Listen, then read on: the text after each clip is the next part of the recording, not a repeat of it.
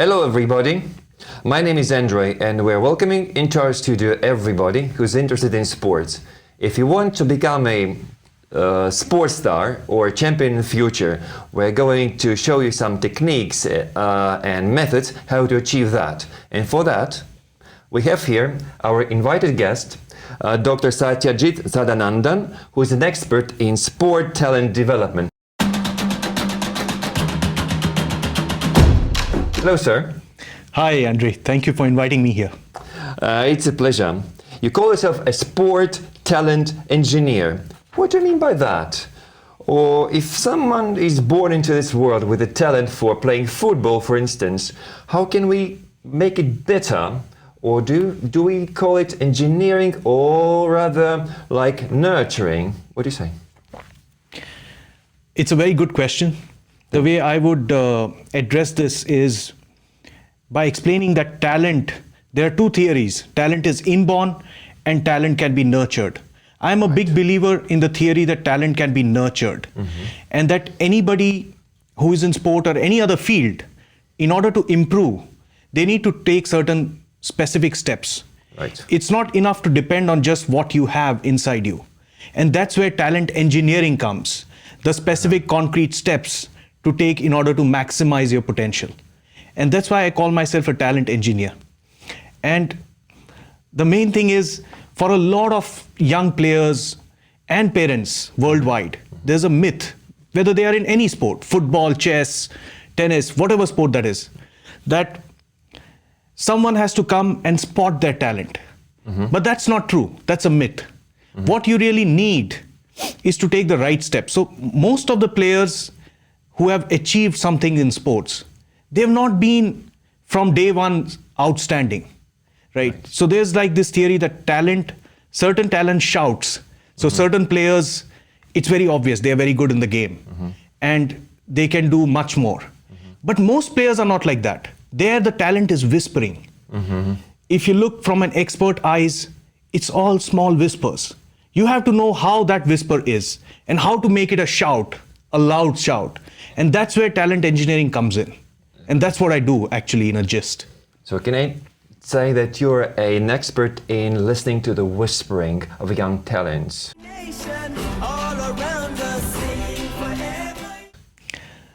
It's a very big claim to make, but I'm trying to research more. I'm trying to bring the best practices all over the world, Right. and trying to do that. Yes, that's right. I'm looking at all young players and trying to maximize, take them to their maximum potential, whatever that is, in whichever sport they love. All right. Do you have a special methodology for that, to find these young talents, to listen to their whispers and to put into practice their born talents? I've been a big follower of a professor who has been studying human expertise, who has given his entire life to the study of human expertise. His name is Professor Dr. Anders Ericsson. And he came up with this practice, with this theory of deliberate practice, which is a step-by-step methodology to reach, to get skill acquisition and become an expert in any given field. Right. And I have been trying to convert that, use that and adapt that to sports, which I'm working with players on. So I use this deliberate practice framework and implement methodologies, customize it for individual player needs, and then help them to reach their desired goals and wherever they can reach to the maximum. Right, I understand that. Tell us, please, who are those people who would be more interested in your methodologies? Are they young kids or half professional sportsmen, or possibly are they parents of the kids who are caring to make their offsprings champions in the future? Actually, all the categories which you mentioned. Right. Whether they are young players, aspiring players who want to get to the next level, their parents who are trying to support them to the maximum, the coaches also, and also not just amateur players. I'm now working with professional football clubs and professional football academies, for example. Right. Even ones who are very well known for producing players. So at all levels of the games, one can benefit from these practices. I see. And are there any limitations in your methodology? For instance, these people can't fit to this methodology. These are perfectly fit. Do you have any restrictions to that? Not at all. It's like saying, if you're training to be a mathematician, for example, you're learning mathematics. Is there a limitation to learning something? Not really. I mean, there are certain steps in order to learn it properly. And the same goes for sports. You have to take the right steps to learn it. Well, one student can learn much more than another student, but all students can learn.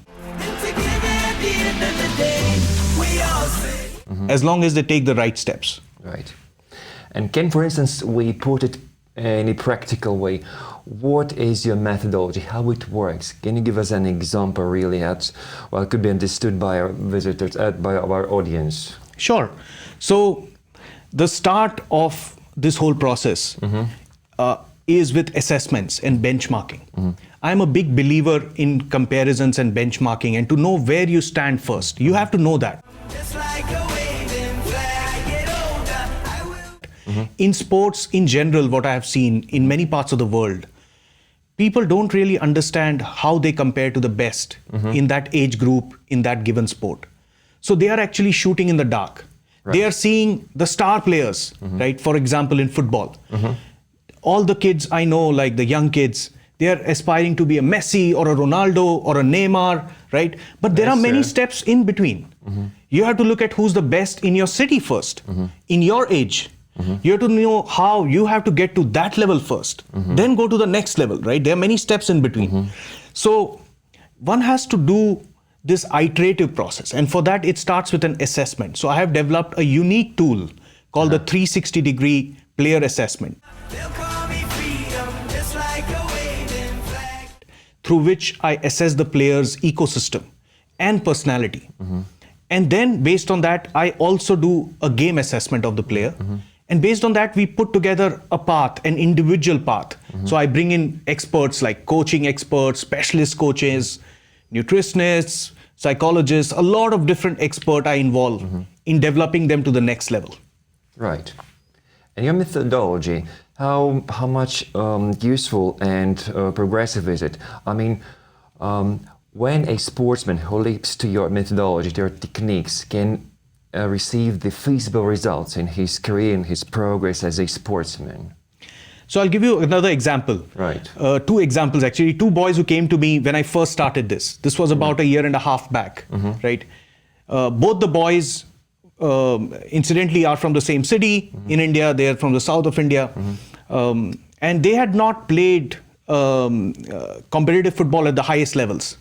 When they came to me, they had good skills, no doubt, but they needed more inputs, right, to reach to the next level. Now, with one of them, we reached the national team selection, the national team camp, he was called, within 8 months of our work together, right? And the other boy is now currently in the national team camp for an age group which is higher than his own. This was within 1.5 years. And it's been a phenomenal progress. I mean, usually they don't really consider kids that young simply because the physical differences are there, the game style is different. But we have got phenomenal results already within a very short span of time. And I'm seeing this with other players as well. They may not have been recognized already, but they are on that path. I can see it very confidently. All right. And does your methodology facilitate in placing a sportsman into another field of sports? For instance, if he is not fit very much for football, can you recommend him or her to apply in another kind of sport, for instance? Does it work this way or not? See, we do some physical assessments as a part of a sporting assessment. That is there's a very comprehensive assessment. It's not just technique or tactics which are needed. In most sports, it's also physical aspects, it's also psychological aspects. So in terms of that physical assessment, one can realize, okay, this person has a physique which is conducive to certain types of sports. Right. But I wouldn't recommend anybody to any other sport unless they are interested in it. Passion is the first key requirement to become an elite athlete in any sport. And without that passion, and that passion has to come from within. You cannot take a horse, you can take the horse to drink water, but you cannot make it drink actually. It has to want to drink itself. So I go that distance when the player wants to go there, So can you consume that your methodology only works perfect when it's combined with a passion, with sportsman himself? Passion is a key requirement. There's no doubt about it. But there are many other requirements also, which unfortunately parents and young players are not aware of because that information is not available widely. There's a lot of myths. There's a lot of commercial gimmicks. So it's hard to get lost in this information overload, which happens. But if you know the right things, it's not so many, and you can change them and you can make them fit, you will really get outstanding results. Because remember, nobody else is doing that. Right. Very few people are doing that actually. And how can we, interested in your methodology, can get ourselves acquainted to that? How can we find information relevant to that? So I have a website, it's called smartsportsparenting.com. I have a lot of blogs there, some podcasts with really successful people who are into talent development. Also, I'm going to come up with some YouTube videos, but I have a webinar for parents who are interested, for players who are interested. Right. I also have a masterclass. So there's a whole host of content there on the website. It's called smartsportsparenting.com. Smartsportparenting.com. That's right. So this is where we want to go next. And thanks for your attention, dear audience, and thanks you for the interview. It's been a pleasure. Thank you so much. Thank you. Goodbye.